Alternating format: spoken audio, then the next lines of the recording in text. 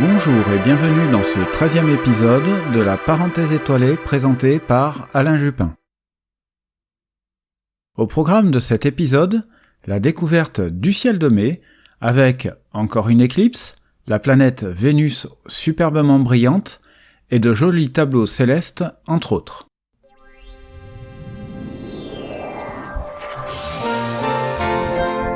La visibilité des planètes. Passons directement à des considérations plus astronomiques et quelles seront les planètes visibles dans le ciel de ce mois de mai.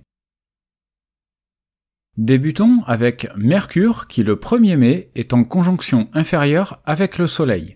Elle sera donc inobservable en ce début mai. Elle sera de retour dans le ciel du matin les jours suivants. Cependant, l'inclinaison du plan de l'écliptique nous empêche de la repérer dans de bonnes conditions. Sous les tropiques, elle sera observable plus facilement dans la seconde quinzaine du mois. Elle passe tout le mois dans la constellation du Bélier. Depuis le 27 avril et jusqu'au 7 mai, vous pourrez observer via le coronagraphe Lascaux C3 de la sonde SOHO le transit et la conjonction Mercure-Soleil. Le lien est disponible dans l'article complet. En astrologie, la planète entame et reste tout le mois dans le signe du Taureau. Pour les deux disciplines, elle est rétrograde jusqu'au 15 mai à 3h universelles. Pour Vénus, la déesse de la beauté et de l'amour sera toujours aussi resplendissante. Elle est immanquable dans le ciel du soir, visible jusqu'à minuit en France métropolitaine. À la fin du mois, elle sera quasiment à son élongation maximale et s'observera comme un quartier de Vénus. D'ailleurs, cette élongation est quasi constante durant le mois, variant de 3 petits degrés seulement, compensant presque intégralement la variation du plan de l'écliptique. Si vous notez précisément sa position apparente dans le ciel, par exemple le 1er mai à 22h, vous la trouverez quasiment au même endroit un mois plus tard. Vous pouvez vous aider d'un élément du paysage, par exemple juste au-dessus de tel arbre ou de tel bâtiment, pour faire l'expérience. Sous les tropiques, l'observation de l'étoile du Berger se fera dans d'excellentes conditions. Elle entame le mois dans la constellation du Taureau, puis glissera jusqu'aux Gémeaux qu'elle rejoindra le 8 mai. Chez les astrologues, elle débute le mois dans le signe des Gémeaux et rejoint le signe du Cancer le 7 mai. Pour la célèbre planète rouge, Mars, elle agrémente encore le ciel de son éclat orangé en première partie de nuit. Mais son éclat a tellement diminué qu'on pourrait la confondre avec une simple étoile. Hormis son repérage facile à l'œil nu, elle n'a quasiment plus aucun intérêt dans un instrument. Sous les tropiques, les conditions d'observation sont identiques, voire un peu meilleures sous le tropique du Cancer. Elle entame le mois dans la constellation des Gémeaux qu'elle quitte le 17 mai pour rejoindre le Cancer. Pour nos amis astrologues, Mars entame le mois dans le Cancer qu'elle quittera le 20 mai pour entrer dans le signe du Lion. La géante Jupiter, après sa conjonction solaire du mois dernier, elle s'éloigne de notre étoile. Elle revient dans le ciel du matin, mais il faudra attendre la seconde quinzaine du mois pour tenter de la repérer aux jumelles dans un ciel déjà bien lumineux. Sous les tropiques, les conditions d'observation deviendront correctes dès la fin du mois. Elle entame le mois dans la constellation des Poissons, qu'elle délaissera le 18 mai pour entrer dans la constellation du Bélier. Pour les astrologues, il passera du signe du Bélier au Taureau le 17 mai. Pour la planète Saturne, revenue dans le ciel du matin courant Mars, elle se lève environ 3 heures avant le lever du Soleil. Elle est maintenant suffisamment éloignée du Soleil pour l'observer dans des instruments dans un ciel encore bien sombre. Cependant, elle sera encore très basse sur l'horizon, mais la bonne nouvelle, c'est que les conditions s'améliorent grandement à mesure que le temps passe. Sous les tropiques, c'est une toute autre histoire. Les conditions sont déjà très bonnes, voire excellentes, y compris dans des instruments. Elle passera tout le mois dans la constellation du Verseau. Pour les astrologues, elle ne changera pas de signe non plus et sera dans les Poissons. Uranus, elle sera inobservable en pratique et sera en conjonction avec le Soleil le 9 mai. Le lendemain, c'est-à-dire le 10 mai, elle sera au plus loin de la Terre, voguant dans la constellation du Bélier, à quasiment 3,1 milliards de kilomètres de nous. Pour les astrologues, elle est dans le signe du Taureau. Elle transitera dans le champ du coronographe Lascaux C3 du 1er au 18 mai. Pour la plus éloignée des planètes, Neptune, bien que s'éloignant du Soleil, elle ne sera toujours pas observable en pratique. En effet, la position de l'écliptique la colle toujours contre l'horizon dans les premières lueurs du jour. Cette lointaine planète naviguera lentement tout le mois dans la constellation et le signe des Poissons, tant pour les astronomes que pour les astrologues. Située dans la constellation du Sagittaire, la planète naine Pluton entame sa rétrogradation annuelle le premier jour du mois. Toutes ces planètes orbitent autour du Soleil, qui entame le mois dans la constellation du Bélier, puis passera dans la constellation du Taureau le 14 mai. Pour les astrologues, il débute le mois dans le signe du Taureau et entrera dans les Gémeaux le 21 mai. Ce mois-ci, les jours rallongeront d'environ 1 heure et 10 minutes.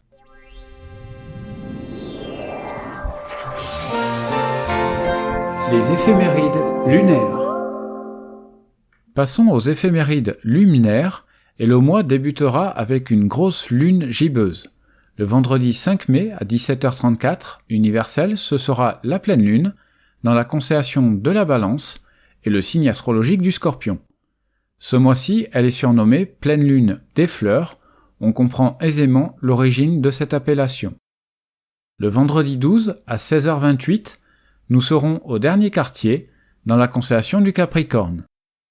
Cette lunaison se terminera le vendredi 19 mai à 15h53 avec la nouvelle lune dans la constellation du Taureau. Ce long week-end de l'Ascension sera donc la période idéale d'observation du ciel profond. Enfin, le samedi 27 mai à 15h22, ce sera le premier quartier, visible dans la constellation du Lion.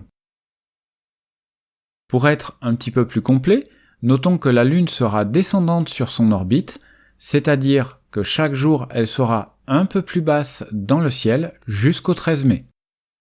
Ensuite, elle grimpera sur son orbite et sera donc une Lune ascendante et chaque jour de plus en plus haute sur l'horizon jusqu'au 25 mai. Elle croisera le plan de l'écliptique une première fois le 5 mai à 21h56, c'est le nœud descendant, et une seconde fois le 17 mai à 19h35 dans l'autre sens, c'est le nœud ascendant. Le 11 mai, la Lune sera au périgée, c'est-à-dire au plus proche de la Terre, à 369 434 km. Au contraire, le 26 mai, elle sera à l'apogée, à 404 509 km de nous. Le 5 mai, pour la pleine lune, lorsqu'elle se lèvera en fin de journée, elle sera dans la zone de pénombre de notre planète. Attention, elle n'entrera pas dans l'ombre de la Terre et ne fera que glisser dans la zone de pénombre. C'est ce que l'on nomme une éclipse de lune par la pénombre. Bien que le phénomène soit théoriquement observable en Europe, en pratique, surtout à l'œil nu, un si faible obscurcissement ne sera pas visible, de surcroît en Europe.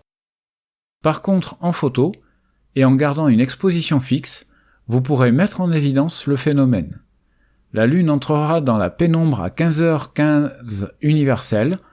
À 17h22, ce sera le maximum de l'éclipse, mais il restera tout de même un petit morceau de la Lune en dehors de la zone de pénombre. À 19h31, la Lune sera de nouveau sortie de la zone de pénombre. En France, la Lune se lève vers 19h universelle, et donc en toute fin de phénomène. Les Réunionnais et une grande partie des Asiatiques seront donc idéalement placés pour tenter d'observer le phénomène dans de bonnes conditions. L'agenda du ciel. La beauté du ciel au quotidien. Ce mois-ci, la Station spatiale internationale fera de nombreux et très jolis passages nocturnes. En France métropolitaine, c'est entre 2 et 5 passages par nuit, notamment dans les nuits du 12 au 13 mai, puis du 13 au 14 mai. Dans la description et l'article complet, vous trouverez un lien vers le site Events Above pour connaître les horaires de passage précis en fonction de votre position géographique. Le 6 mai, c'est le maximum des états aquarides, une pluie de météores qui se situe dans le Verseau. C'est un essaim météoritique issu de la célèbre comète de Halley et dont on peut espérer une 50aine de météores par heure. Cette année, le maximum se produit en période de pleine lune, masquant ainsi les étoiles filantes les moins lumineuses. Par ailleurs, en Europe, le Verseau sera invisible cette nuit-là, car sous l'horizon, il intéressera donc uniquement les observateurs austraux. Le 9 mai, en première partie de nuit, prenez vos jumelles pour savourer le spectacle de Vénus et du très bel amas ouvert M35 au pied de Castor, l'un des Gémeaux. Comme tous les ans, le 10 mai, et si la météo le permet, les Parisiens pourront observer un joli tableau céleste urbain, celui du coucher du soleil dans l'axe de l'Arc de Triomphe. En fonction de la météo, vous pourrez tenter l'observation la veille ou le lendemain.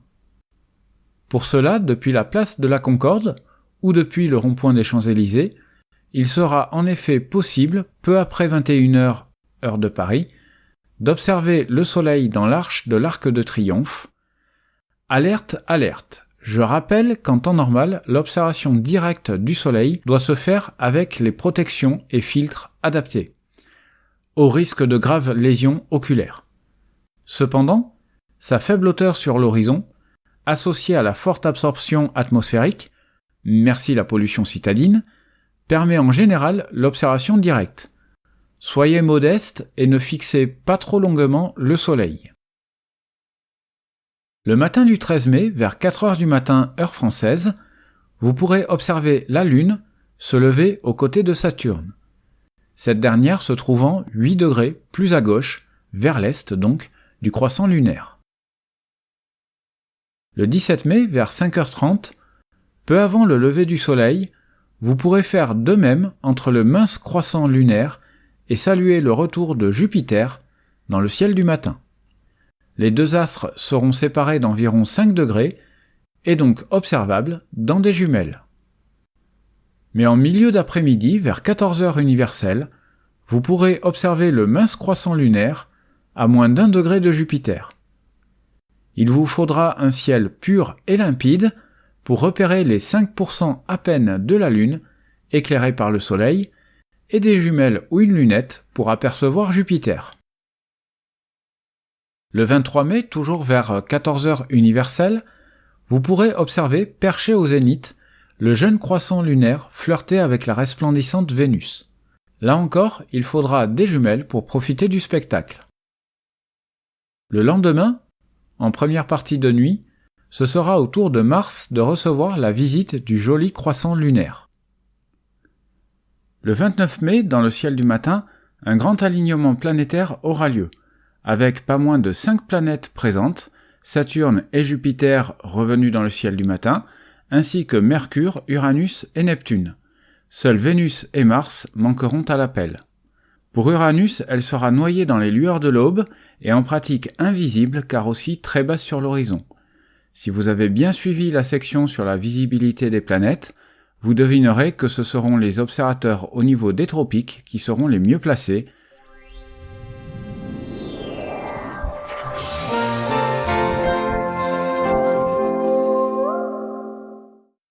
En milieu de mois, la partie visible du zodiaque s'étend des constellations des Gémeaux jusqu'au Verseau. Les Gémeaux se couchent rapidement en début de soirée, alors qu'il faudra attendre la fin de nuit pour voir le lever du Verseau. En fin de mois, on apercevra dans les premières lueurs du jour les Poissons et le Bélier. En milieu de nuit et en milieu de mois, les constellations du Dragon, d'Hercule et du Bouvier nous observent depuis le zénith. Vers l'est, le triangle d'été est déjà là.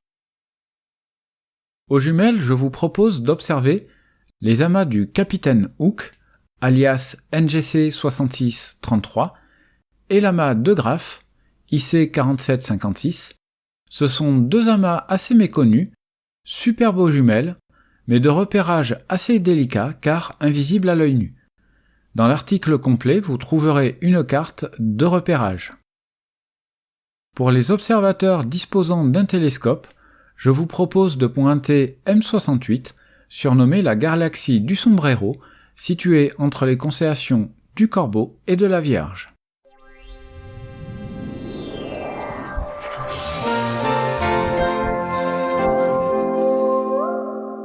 En conclusion de cet épisode, comme toujours, n'hésitez pas à me faire vos remarques et commentaires, indispensables pour améliorer ce podcast. Comme toujours, vous pouvez l'écouter sur Spotify, Deezer, Google et Apple Podcasts, et enfin sur YouTube. En vous rendant sur mon site internet www.la-parenthèse-étoilée.fr, vous trouverez l'article complet avec notamment les différents liens et quelques informations supplémentaires. Quelle que soit la plateforme, pour ne pas rater le prochain épisode, n'oubliez pas de vous abonner. Je vous donne rendez-vous le mois prochain pour les éphémérides de juin, car je doute d'avoir le temps de préparer un autre épisode, le mois de mai s'avérant très chargé côté emploi du temps. D'ici là, je vous souhaite de belles observations astronomiques.